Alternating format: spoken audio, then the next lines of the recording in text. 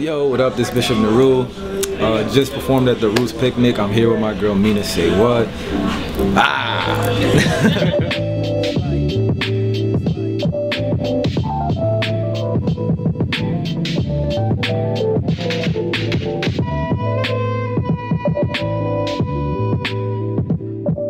Yes, you know what it is. I'm Mina SayWhat here at Kicks USA, sitting next to Bishop Nehru. He's 18. You're a little baby, but you're doing a lot of things right now, right? Yeah, I guess. You're not a baby, right? Tell me, I'm a grown man. Nah, I'm kind of, well, yeah, get in there. So, you have been making a lot of buzz. I'm really excited about you. You're bringing something to the table that is not out there right now, and there's definitely a need for what you got going on. So you're young doing this. You've been doing it for what, like a couple of years now? Tell us how you got into rapping and everything. Well, I pretty much started around middle school just producing and stuff, but I actually started like recording my raps probably like 9th grade, and it was just kind of just something to do for fun, kind of vent. Yeah. Just let out things that I feel, emotion, poetry. It was kind of just with that intent, you know. Was there anything else you wanted to do? Like, did you want to be a rapper when you get older? Nah, when I was in high school, I wanted to be a photographer, but my school didn't have any photography classes or anything like that. So I just happened to write on the side as well. I just liked making music, you know. Mm-hmm. So I thought I would be like a photographer or some shit, but when did you figure out like this is something that you could really do for like a career, or is this what you want to do with your whole life, your whole career? I mean, I think I'll always make music, but I don't know if the music business thing. It's a little weird, you know what I mean? But I definitely enjoy making music, so that's something I'll definitely probably do forever. Like, that's something I really like and enjoy. But that's pretty much, you know, everything has its negatives. Yeah. Nas is a huge cosign. He said that you're the future. That's a pretty big title to carry from the godson himself. How do you feel about him saying that you're the future? I think it's cool. It's crazy. I don't really know. I don't like to really like gas it, 'cause I don't know. I don't want to feel like I'm like, you know, being cocky or like, I don't know. But I think it's cool. I'm happy he said it. That's one of my favorite, you know, artists. There's nothing wrong with being proud of that, you know, like I don't think he's ever said that about anybody recently, you know, so that's something that you need to like kind of like, you know, poke your chest out a little bit and be like, listen here, this is what Nas said, the godson. Shit. I don't know. I'm not really that kind of guy, right? But I'm definitely like excited that he said it and happy that he said it. I just don't like throwing it around in like people's face or whatever. Yeah. I think that's whack. But I'm definitely happy that he said it. So DJ Premier, you've been working with him. That's another very legendary guy. What's it like putting things together with him, like tracks and music? Well, the stuff that I did with Primo is a lot of it was mixtape stuff, like old beats that he put out with other artists and I just rapped on them.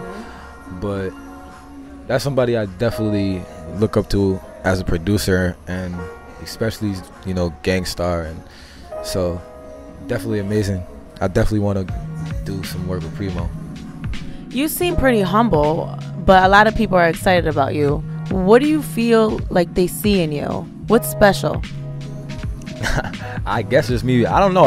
I guess it's me being myself, to be honest. Like, if you walk up to me in the street, I'm gonna be the same person that I am in this interview. Yeah. I guess that's kind of rare for people to see. Like, a lot of people aren't really like that. Like, they act one way on camera, and then somebody sees them, they act different. But this is just who I am. I just try to be me as much as I can possibly be me. You know what I mean?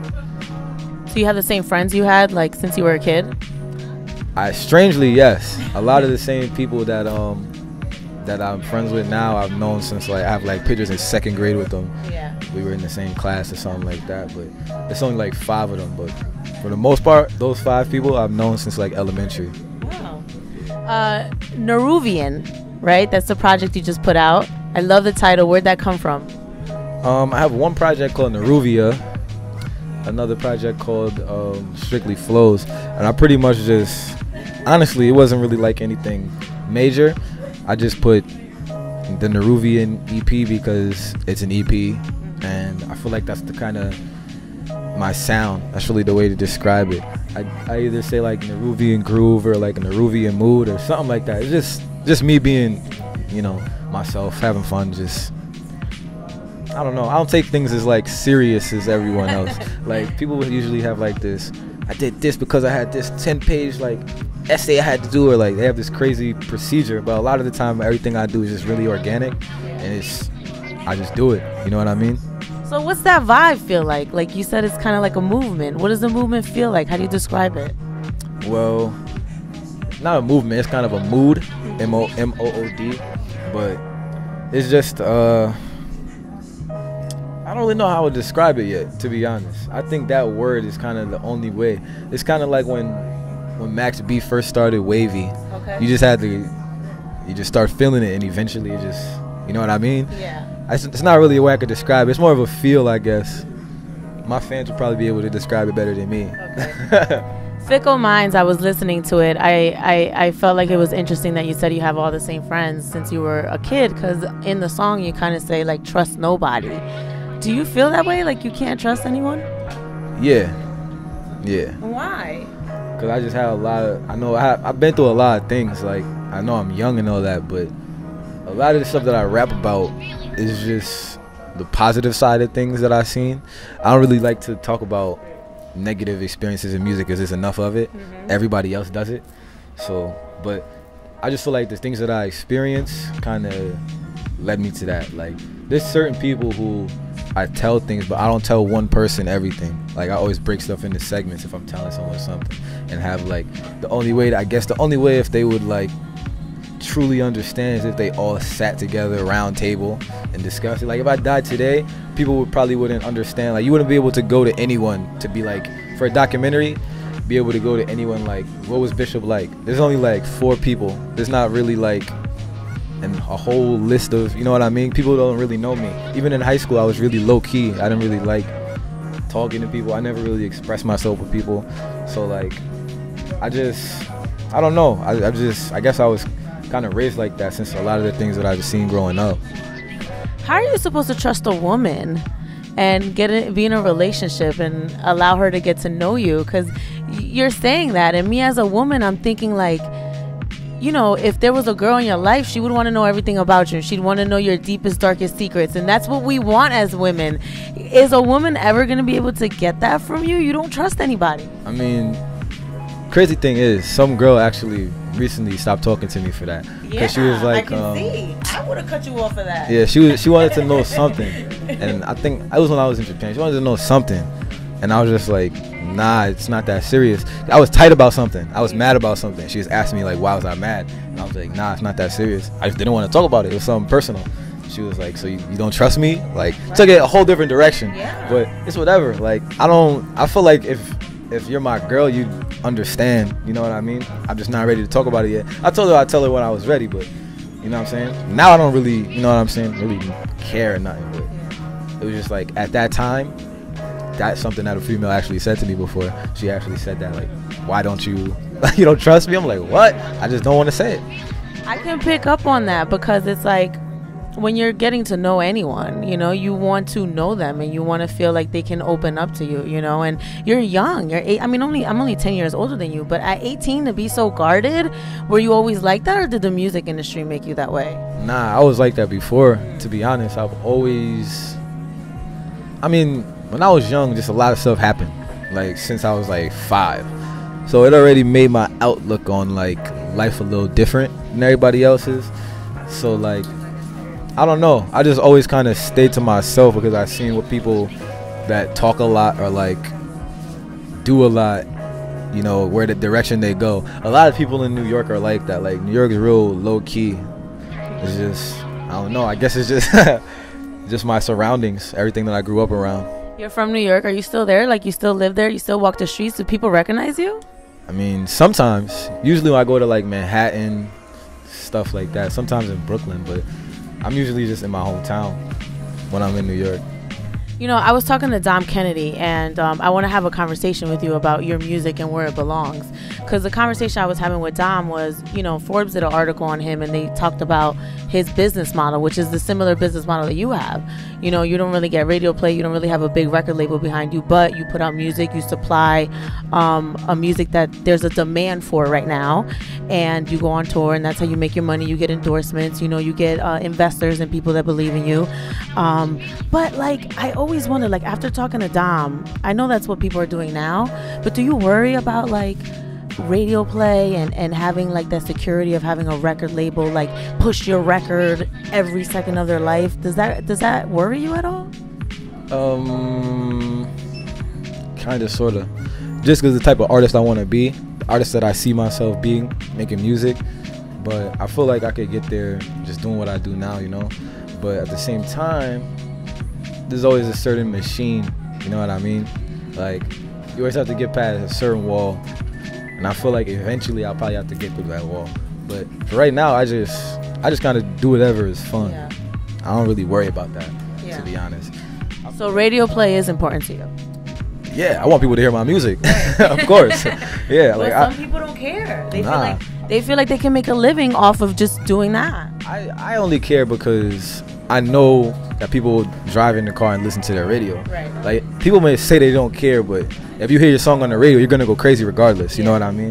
They only say they don't care because their song's not on. Right. But I think, yeah, I definitely want my songs on the radio. I want to be on MTV. I want all of that. Like, I don't know why any artist would just want to be comfortable with coasting. I feel like that's not where my mind's at all. Well, when I was having that conversation, I thought about longevity. You know, if you don't have that machine behind you, what is the longevity? What does it look like? Can you sustain with just your fan base that you built off the internet? So it's funny that you're thinking about longevity, but where are you in 5 years if it were up to you? Honestly, I'd probably be ghost, like hella low key. I'd probably pull like a Lauryn Hill. Really? Or a Dave Chappelle or some shit. I want to go to Africa really bad, in like New Zealand. But I feel like if I go, I'm gonna get too seduced. So why? Just the lifestyle, the culture. Like, there's a lot of countries outside the United States that are just peaceful. Like Holland, I could see myself moving there because it was amazing.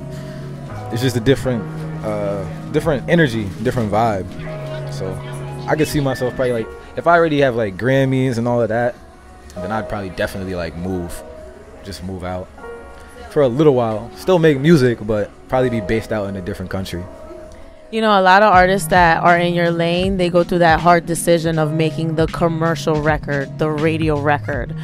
Do you struggle with that? Not really. I honestly just make whatever.